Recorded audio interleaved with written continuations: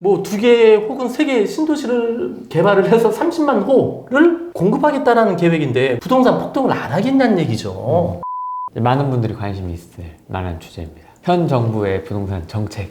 현 정부의 부동산 정책. 좀 어떻게 보십니까? 되게 많이 뭐 계속 나오고 있는데요. 예. 개인적으로 좀 어떻게 보고 계신지. 이제 현 정부 들어서 이제 세제 혜택에 대해서 이제 줄이고 그다음에 이제 대출 규제라든지 어떻게 보면 각종 이제 규제를 통해서 부동산 시장을 좀 억누르려고 하는 이제 경향이 있는 것 같습니다. 그런데 이제 어떤 정부 할 거 없이 부동산 시장을 좀 안정화하기 위해서 어떤 정책들을 많이 쏟아왔는데 어떤 부동산 시장을 안정화시키는 데는 뭐 거의 실패하지 않았나. 또 성공한 정부는 없었던 것 같고 또 현 정부 들어서는 또 최근에 작년 좀 다른 어떤 일그란 예로 작년 연말에 임대사업자에 대한 세제 혜택을 더 늘리면서 늘리겠다라고 하는 이제 국토교통부의 어떤 발표가 있었음에도 불구하고 최근에 이제 임대사업자들한테 줬던 혜택들을 다 없앤다라고 했었죠. 네. 현 정부에서는 이제 세제 혜택도 줄이면서 대출 규제를 통해서 이제 억누르는 이제 현상이 있는데 이 부분에 대해서는 뭐 억지로 누르고 있다라고 저는 생각을 하고 있고 좀 실수요자조차도 좀 못 움직이게끔 대출 규제까지 해놓는 거라고 저 개인적으로 이렇게 생각을 하고 있고 예.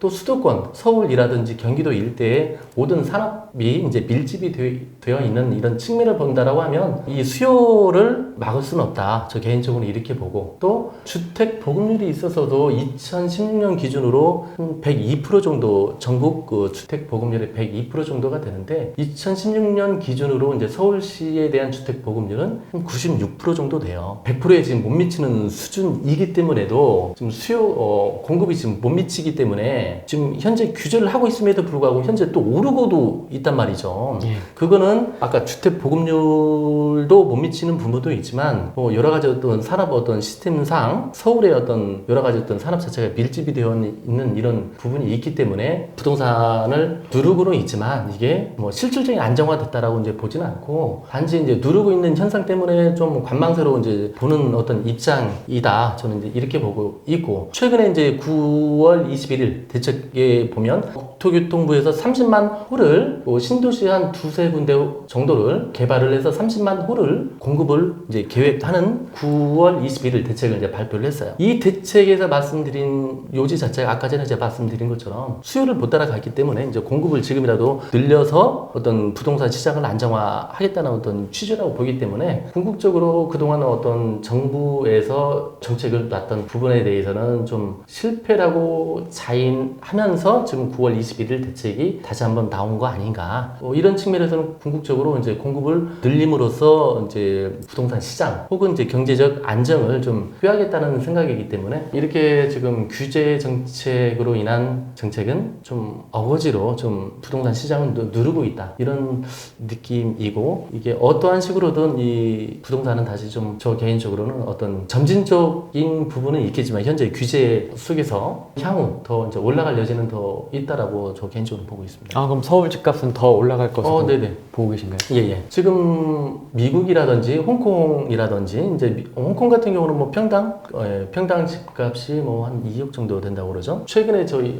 서울에서 이제 평당 1억 넘은 지가 얼마 안 됐는데 예. 전 세계 뭐 도쿄라든지 뭐 미국 뉴욕이라든지 홍콩이라든지 이런 전 세계 선진국들에 비해서 우리나라 이제 서울이라고 하는 제곱미터당 이제 땅값이 그다지 이런 선진국에 비해서는 그다지 많이 올라가지 않았고 또 아까 이제 말씀드린 것처럼 이제 홍콩이 뭐 한 2억 정도 가고 있기 때문에 뭐 2억까지는 아니더라도 어찌됐든 이런 상승 추세에는 이제 변함이 없고 또 그 선진국에 비해서는 이제 부동산 자체가 좀 저평가되어 있다. 저 개인적으로 이렇게 보고 있습니다. 사실 양극화 얘기가 되게 많이 나오고 있는데 네네. 지방 부동산 시장은 좀 어떻게 보세요? 지방 뭐 예를 들어 원주 혁신도시라든지 저기 전주 이서 혁신도시라든지 뭐 그 외에도 이제 혁신도시가 많이 있는데 혁신도시를 이제 개발하면서 그 주변에 이제 상권 뭐 상가라든지 이런 상가 건물들이 많이 이제 들어섰고 벌써 5, 6년 벌써 넘어가 한 10년 얼추 넘었을 것 같아요. 다른 데는 예, 그럼에도 불구하고 지금 이서 혁신도시의 서울의 전주 혁신도시 이쪽만 보더라도 공실이 상당히 많다. 그래서 뭐 아파트든 상가든 뭐 서울도 마찬가지겠지만 지방 쪽 같은 경우는 더더욱 좀 디테일하게 좀 어떤 조사라든지 해야 되는 것이지, 좀 뭐 예를 들어 혁신도시라고 해서 이서 그쪽만 보더라도 공실이 태반이기 때문에 어떤 뭐 타인의 어떤 조언들만 가지고 어떤 투자를 해서는 좀 너무 이제 무리한 판단인 것 같고, 예. 더 이제 세밀하게 이제 조사를 해서 이제 투자에 대한 판단을 해야 된다. 또 그만큼 또 상가는 상가대로 또 뭐 공실들도 많이 있고 하기 때문에 이런 측면을 이제 간과해서는 안 된다. 저 개인적으로 이렇게 보고 있습니다. 대표님이 국토부 장관이다. 네.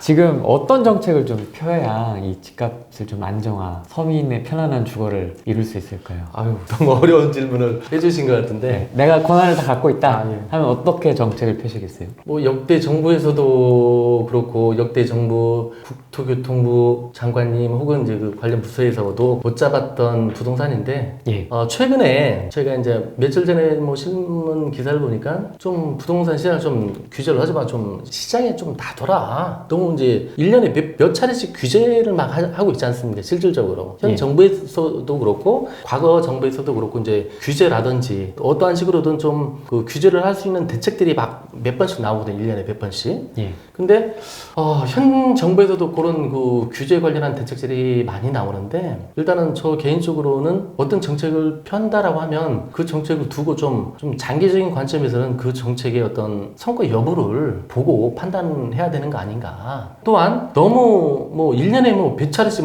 뭐 1년에 솔직히 한 몇 차례씩 대책들이 나오고 그러는데, 이거는 너무 과도하다라고 저 개인적으로 보고 있고, 예. 또 자정 기능을 할 수 있도록 좀 만들어줄 필요성이 있다라고 보기 때문에, 어떻게 보면 임대사업자들에 대한 세제 혜택을 이제 최근에 줄였지 않습니까? 예. 그게 불과 작년 연말에는 임대사업자들을 활성화하려고 했던 등록하라고. 예, 그 계획 자체가 실질적으로 정부에서 LH를 통해서 SH를 통한 공급주택을 원활히 못하게 과거 정부에서도 마찬가지고 LH 공사라든지 이런 그 SH 공사라든지 이런 그 주택 공급을 하는 그런 공기업 업체를 통해서 주택 공급이 안 되고 있기 때문에 이거를 공적 성분을 띈 이 부분들을 공기업에서 못하고 있기 때문에 이거를 부수적으로 정부에서 자기 돈, 정부 돈 안 들이면서 해소하기 위한 나름의 방안으로 임대사업자들한테 혜택을 주면서 예를 들어 8년 동안 무조건 임대를 해줘야 돼. 이런 규정을 준 거거든요.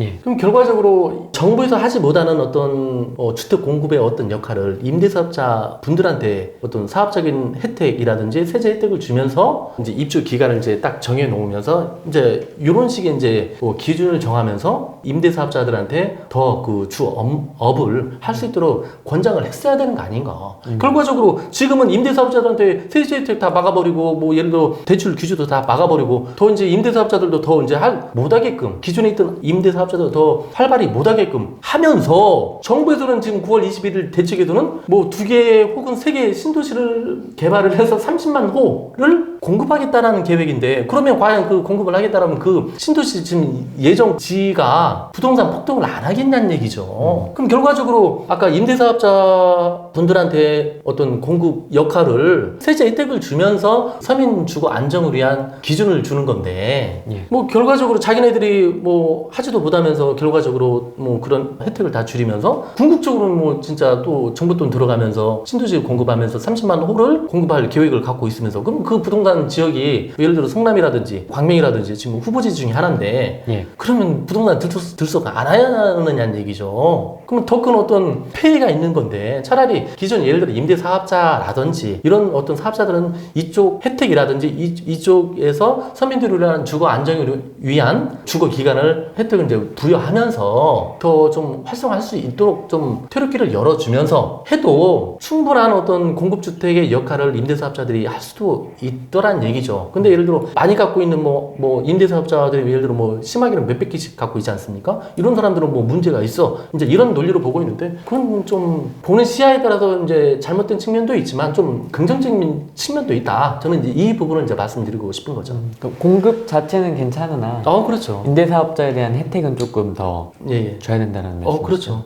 그럼 결과적으로 임대사업자한테 혜택을 줬던 게 정부에서 하지 못한 공급을 늘려서 예. 부동산 시장을 안정화시키고 서민이 내 집 마련을 쉽게 할 수 있는 이런 측면을 정부가 못하기 때문에 이런 측면을 임대사업자를 통해서 하려고 했던 거거든요. 그러면서 이 세제 혜택을 주는 거고 그래서 대출 규제도 완화했었던 거고 과거에는. 긍정적인 측면에서는 어찌됐든 이 임대사업자를 통해서 5년이면 5년, 8년이면 8년 이 기간이 딱 정해져 있기 때문에 그 기간 동안은 어쨌든 전세입자가 이제 안정적으로 월세입자가 안정적으로 살 수 있다라고 하는 거죠. 근데 이제 지금에는 뭐 임대사업자 혹은 뭐 다주택을 갖고 있는 분들은 그냥 예를 들어 좀 부정적인 시각으로 이제만 보는 측면이 있기 때문에 물론 그런 면도 존재하는 건 사실이지만 긍정적인 측면도 있다. 어떠한 정책을 핀다 하더라도 아까 신도시가 지금 2개 혹은 3개 신도시를 뭐 개발해서 30만 호를 공급 계획을 하고 있다 하지만 부작용은 없겠냐는 얘기죠. 마찬가지로 임대사업자는 임대사업자대로 서민 주거 안정을 위한 어떤 궁극적인 이 틀만 생각을 해서 임대사업자들이 사업을 활성화할 수 있도록 또 서민 주거 안정을 위해서 주택사업을 할 수 있도록 좀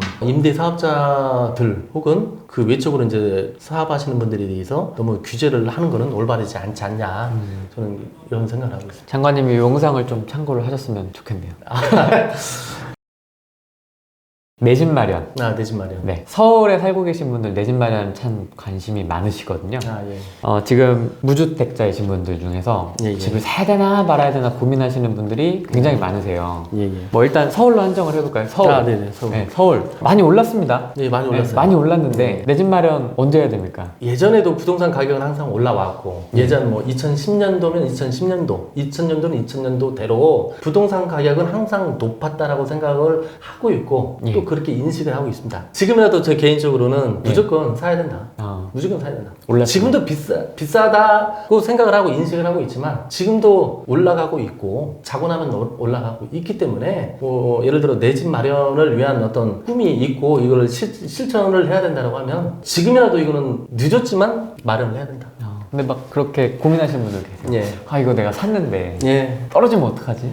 물리면 어떡하지? 이런 생각들 하십니다. 저도 아까 이제 과거 이제 금융기관에서 대출 취급 업무도 많이 해보고 또 개인적으로도 이제 많이 투자해보고 했지만 아파트도 그렇고 빌라도 그렇고 특별한 어떤 예전에 어떤 이제 대내적인 요인, 대외적인 이런 요인이 있지 않는 한 떨어지지는 않을 걸로 보고 있습니다. 예전에 뭐 2008년도에 뭐 서브프라임이라든지 뭐 97년도, 8년도 IMF라든지 예. 이런 대내외적인 요인이 있기 전에는 떨어지지는 않을 걸로 보고 있고 또 서울이나 경기도 같은 경우는 기본적인 어떤 수요가 많이 있기 때문에 뭐 제가 뭐 예를 들어 예전에 2010년도에 1000만원, 2000만원 하던 소형 임대아파트 10평, 8평, 12평 정도 되는 소형 임대아파트가 2010년도 이때는 2008년도, 9년도, 10년도 이때는 1, 2천만 원이면 매매로도 1, 2천이면 샀고 경매로 보면 더 낮은 가격에 이제 낙찰을 볼 수 있었는데 그 1000만 원, 2천만 원 하던 물건이 지금 6천만 원, 7천만 원 가고 있습니다. 지방, 서울 어디 할 것 없이 그 소형 아파트 기준으로. 예. 근데 그 아파트가 과연 떨어지느냐. 돈이 없으신 분들은 없으신 대로 반지하에 사시는 수요층이 있고요. 또한 반지하라고 하면 5천만 원 이하 정도의 이제 시세 정도 되는 물건인데 5천만 원 이하의 물건에서 살 수요 분들이 계시고 또 지상층에서 5천에서 1억짜리 이제 빌라 기준으로 본다라고 하면 5천에서 1억 정도 되는 물건이라고 하면 이제 빌라 정도 지상층을 할 수 있는데 이런 물건들은 전부 올라갔다. 단지 부동산 구매 관련해서 처음 하시는 분들은 아까 선생님께서 말씀하신 것처럼 떨어지면 어떻게 하지 이런 생각이 있을 수도 있는데 제가 그동안 업무를 해보고 그동안 제가 투자한 어떤 경험치만 놓고 봤을 때 또한 예전부터 어떤 국토교통부라든지 R1이라고 하는 그 시스템이 있어요. 그 통계치를 본다라고 하면 그 우리나라 부동산 가격이 우상향 곡선이라고 하죠. 점차적으로 이렇게 올라가는 곡선을 볼 수가 있어요. 그런 측면은 곧 공급이 이제 못 미치기 때문에 이제 수요가 많고 하기 때문에 부동산 가격이 이제 올라가는 이제 측면인데 서울 같은 경우는 이제 수요가 많이 있기 때문에 이 부동산 가격이 대외적으로 예를 들어 예전처럼 아까 전에 말씀드린 것처럼 서브프라임이라든지 뭐 IMF라든지 이런 어떤 요인들이 있기 전에는 뭐 지금같이 규제 상황에서는 좀 점진적인 뭐 어떤 가격 형성 혹은 뭐 이 규제 여하에 따라서는 뭐 점진적으로 다시 올라갈 걸로 보고 있고 예. 또 뭐 서울 혹은 이제 수도권 같은 경우는 뭐 예를 들어 GTX가 뭐 다시 또 연기됐다는 이런 얘기를 읽고 그러지만 예. 또 벌써 가까이에는 지금 그 국토교통부에서 9월 21일 대책에서 신도시 개발을 뭐 하고 있다는 계획도 있기 때문에 여러 가지 어떤 호재 요인들이 너무 많아요. 서울 같은 경우는. 그렇기 때문에도 내가 내 집 마련을 해서 뭐 내 집 값이 떨어지면 어떻게 하느냐라고 하는 걱정은 너무 기우일 것 같고 단지 좀 1, 2인 가구가 증가하는 추세이기 때문에 소형 평수는 더더욱 선호하는 주거 형태가 되는 거기 때문에 30평 미만의 뭐 아파트라든지 빌라라든지 이런 물건 위주 그 다음에 거꾸로 뭐 예를 들어 50평대, 60평대 이런 물건은 좀 투자라든지 내 집 마련을 통해서 뭐 내 집 마련을 한다 하더라도 최소한 떨어지지 않아야 되는 건데 예를 들어 60평대, 50평대 이런 물건은 좀 현재 시점에서는 아니다 라고 하는 거죠. 투자하시는 분들도 계십니다. 실거주자도 계시지만 아, 네네. 지금 부동산 투자에 관심 있는 분들은 예. 아파트 기준으로요? 예. 아파트는 어디에 투자를 하면 좋을까요? 아파트는 뭐 흔히들 알고 계시는 것처럼 일단은 역세권 위주이면서 뭐 학군, 역세권, 그 다음에 뭐 여러 가지 이제 교통들이 이제 발달되어 있는 이제 역세권 위주, 학군 위주 이런 정도로 해서 투자하시는 분들이 제 지인들 분에도 이제 지인분들 중에도 많이 있는데 그 위주로 하면은 뭐 당연히 이제 떨어질 수는 없고 당연히 이제 시대 가치는 그 이상 이제 창출이 되어 왔던 거기 때문에 뭐 역세권 위주 혹은 뭐 개발 호재 위주를 이제 잘 이제 참조를 해서 국토교통부 통해서 뭐 이제 보도 자료라든지 뭐 정부 정책이라든지 아니면 예를 들어 국토 종합 계획이라든지 이런 그 계획을 봐서 중장기적으로 이제 바라볼 필요성이 있으면서 아까 전에 말씀드린 것처럼 1, 2인 가구가 이제 점차적으로 이제 증가를 하고 있기 때문에 소형 평수 위주로 한다라고 하면 더 무난하게 이제 떨어질 걱정 없이 하면 될 것 같고 오히려 2010년도 넘어서는 뭐 대형 평수라고 하는 뭐 50평대, 60평대 이런 물건에 대해서 올라가지 않고 오히려 손실을 봤다라고 하는 제 지인분들이 많이 계시기 때문에 대형 평수를 오히려 좀 지향을 해야 되는 거 아닌가 이 생각을 하고 있습니다. 수도권을 좀 보는 게 좋을까요? 예, 그렇죠. 뭐 입주 물량을 다 보긴 해야 되겠지만 예, 그렇죠. 지금 뭐 광주는 조금 올라가고 있는 추세인 것 같고요. 광주라고 하면 전라도 광주. 네네. 아, 네네. 이게 지방에서도 예를 들어 이제 경남은 지금 분위기가 너무 안 좋고 아, 그렇죠. 뭐 이런데 예. 이제 지방이라고 해도 예를 들어 이제 아파트 이제 대단위 아파트라든지 학군이라든지 교통이라든지 이런 시설이 제대로 이제 여러 가지 요소만 갖춘 데라고 하면 지방이다 하더라도 아파트나 빌라 가격은 그렇게 뭐 무난하다 이렇게 볼 수 있죠. 직장인이셨으니까 예. 그런 부동산 투자에 관심 있는 직장인 분들께 한마디 해주시죠.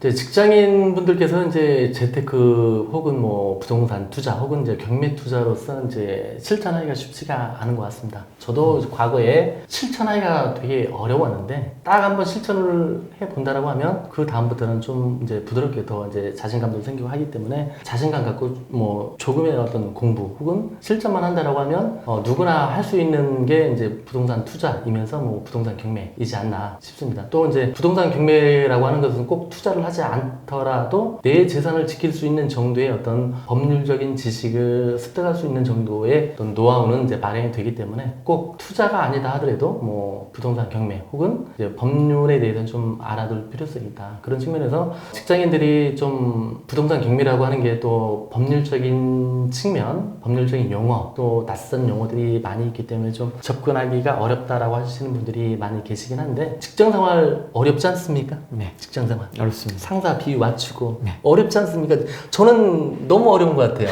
그렇게 비유 맞추면서도 살고 계시지 않습니까? 예. 그렇지만 부동산 경매 혹은 뭐 부동산 뭐 아파트 투자라고 해도 이 공부하는 양은 그다지 얼마 안 됩니다. 얼마 안 되는데 단지 어려우니까 나는 뭐 한 번도 안 해봤으니까 내일하고는 멀어 라고 하면서도 저도 뭐 월급쟁이를 했지만 월급을 많이 받으시는 분들이 솔직히 드물지 않습니까? 네. 그럼에도 불구하고 자기 개발 혹은 재테크 관련한 어떤 노력을 게을리한다라고 하면 존재의 가치는 저는 없다고 봅니다. 직장생활 그렇게 힘들게 하시면서도 왜 뭐 재테크로서 내 어떤 제2의 수익 창출할 수 있는 부분 혹은 노후 생활을 할 수 있는 이런 대책을 왜 마련 안 하느냐는 얘기죠. 제가 과거에 그 직장생활 하면서도 직장인이 한 200개, 300개를 아파트를 갖고 있는 경우를 봤어요. 저 또한 그런 분들이 모티브가 된 부분도 있죠. 예. 직장 생활 하시면서 200개, 300개를 갖고 있어요. 엑셀에 정리돼 있는 정리를 해가지고 예를 들어 매매일자, 전세 계약일 뭐. 전세 계약일, 만료일 얼마에 얼마 엑셀로 몇 장을 막 이렇게 해가지고 다니시면서 하는 경우가 있었는데 예. 직장도 노력한 만큼 인정 거의 못 받는 경우도 있지만 노력을 하니까 생존할 수 있는 거고 하는 것처럼 그 노력 직장 다니는 만큼의 노력 조금만 꼭 경매가 아니다 하더라도 노후 관련한 투자 쪽 예를 들어 주식이 될 수도 있고 경매일 수도 있고 아니면 부동산 쪽일 수도 있고 그러는데 조금만 투자한다라고 하면 꼭 투자가 아니다 하더라도 분명한 어떤 노력의 대가는 있다. 직장 생활 한 노력만큼 조금만 신경을 쓴다라고 하면 부동산 경매 쪽 혹은 부동산 쪽에 투자를 한다라고 하면 월급 이상의 임대 수익이 더 많이 창출이 되고 혹은 이제 매각 차익이 이제 발생하기 때문에 조금만 노력하고 하면 되는데 그걸 안 하기 때문에 일반인들 혹은 이제 직장인 분들께서 그런 부분들을 간과하고 좀 어렵게 생각하고 이제 접근을 아예 차단을 스스로 하는 거 아닌가. 그 이제 스스로의 어떤 그 벽만 좀 뛰어넘는다라고 하면 이 고정관념만 좀 뛰어넘는다라고 하면 부동산 투자에서 재미를 본다라고 하는 부분은 충분히 있을 수 있고 그게 남의 얘기가 아닌 자기 자신한테 있을 수 있는 가능성이 있는 얘기다라고 이제 말씀을 드릴 수 있을 것 같습니다. 꾸준히 해오신 좋은 사례이기 때문에 예. 돈 많이 버셨잖아요. 최근에 모텔도 하나 하시고 예. 네, 그 정도까지는 충분히 가이드를 받으면 하실 수 있지 않을까라는 생각이 들고요. 끝으로 제가 공식적으로 항상 질문을 마지막에 드리는 건데요. 네. 신동희 대표님의 올해 목표, 올해 얼마 남지 않았습니다. 예. 네, 올해 아니면 내년 목표가 어떻게 되시는지. 첫 번째는 이제 몸 관리가 이제 첫 번째고요. 예. 이제 두 번째는 이제 전업 투자자이기 때문에 좀 더 이제 투자 경매 쪽 관련해서 투자 활성화하는 부분에 있어서 좀 더 초점을 맞추고요. 세 번째는 제가 이제 현재 강의를 하고 있고 하기 때문에 또 이제 부동산 경매 쪽 관련해서 모르시는 분들이 많이 계시고 또 이제 저는 경매뿐만 아니라 이제 일반 민사 소송 같은 것도 이제 많이 왔었기 때문에 꼭 경매뿐만 아니라 일반 생활 속의 법률도 이제 모르시는 분들이 많이 계시기 때문에 강의를 하면서 이제 부동산에 대해서 모르시는 분들에 대해서 좀 더 잘 습득해서 최소한 내 돈 뜯기지 않고 내 집 날려먹지 않고 할 수 있는 어떤 지식 정도를 좀 많은 분들한테 전파를 해서 알려드렸으면 하는 게 올해의 목표, 내년도의 목표인 것 같습니다. 앞으로는 더 발전하실 것 같습니다. 감사합니다. 더 유명해지실 것 같고. 네. 후랭이님께서 많이 더 잘 부탁드리겠습니다. 네. 좀 그런 느낌이 좀 저는 들었고요. 네, 오늘 이렇게 좀 신동희 대표님과 부동산 경매와 부동산의 이런저런 이야기들을 한번 좀 나눠봤습니다. 어떠셨어요? 제가 이제 평상시에 후랭이 TV를 이제 많이 이렇게 시청을 해 왔었고. 이제 정말로요? 예, 정말로요. 그런 입장에서 제가 또 여기 후랭이님께서 이제 추천을 해주셔서 또 이 인터뷰를 하게 돼서 예. 나름 이제 영광이고요. 예. 유튜버로서 나름 이제 크게 성장을 하신 후랭이 TV이시기 때문에 지금 저 개인적으로는 오히려 제가 1인 유튜버라든지 크리에이티브적인 측면에서는 우리 후랭이 선생님을 더 본받아야 될 게 많은 것 같습니다. 아닙니다. 네, 요걸로 오늘은 좀 정리를 하고 오늘 시간 바쁘신데 또 오후에 또 강의 가셔야 되는데 네네. 바쁘신데 시간 내주셔서 감사하고요. 네, 감사합니다. 네, 저희 후랭이가 만난 사람 또 다음에 좋은 분들과 함께 이야기 나눠보도록 하겠습니다. 감사합니다. 예, 감사합니다.